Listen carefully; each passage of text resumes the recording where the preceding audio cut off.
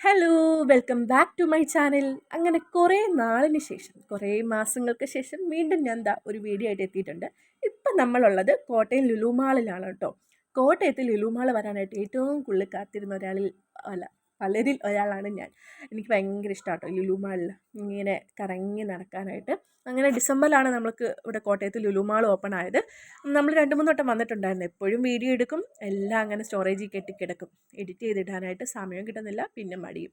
അങ്ങനെ നമ്മൾ വെക്കേഷൻ ടൈമും പിന്നെ പെരുന്നാളൊക്കെ കഴിഞ്ഞ സമയമായതുകൊണ്ട് ഒന്ന് ജസ്റ്റ് ഒന്ന് ലുലുവിൽ പോകാമെന്നും പറഞ്ഞ് ഇറങ്ങിയാണ്. വന്നപ്പോഴും ആദ്യം കണ്ടത് മൈലാഞ്ചിയാണ് കേട്ടോ.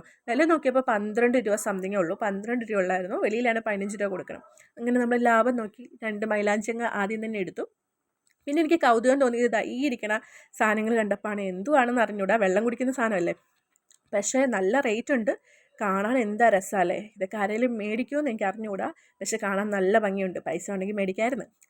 പിന്നെ ഈ ഫൈറ്റേഴ്സിനെ നിറച്ചിരിക്കുന്ന പല കളറിലുള്ള കുപ്പികൾ എന്ത് ഭംഗിയാണ്. കണ്ടാൽ ആരായാലും ഒന്ന് മേടിച്ചു പോകും. 198 സംതിങ് എന്താണ് റേറ്റ് വരുന്നത്. ഒരു ഫൈറ്റർ എന്തോ ചത്ത് കിടക്കാൻ തോന്നുന്നത് കണ്ടപ്പോൾ ഒരു സങ്കടമൊക്കെ തോന്നി.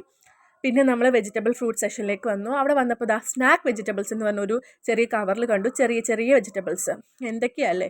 മെയിനായിട്ട് ഞാൻ ലുലുവിൽ വരുന്നത് കഴിക്കുന്നതിനോ അല്ലെങ്കിൽ പർച്ചേസ് ചെയ്യുന്നതിനേക്കാൾ ഉപരി എക്സ്പ്ലോർ ചെയ്യാനാട്ടോ. ഇതുവരെ കാണാത്ത സാധനങ്ങൾ, കഴിക്കാത്ത സാധനങ്ങൾ, ഇതൊക്കെ കാണാൻ വേണ്ടിയിട്ടും പൈസ ഉണ്ടെങ്കിൽ ചെറുതായിട്ടൊന്ന് മേടിച്ച് രുചിച്ചൊക്കെ നോക്കും, അതിനൊക്കെ വേണ്ടിയിട്ടാണ്.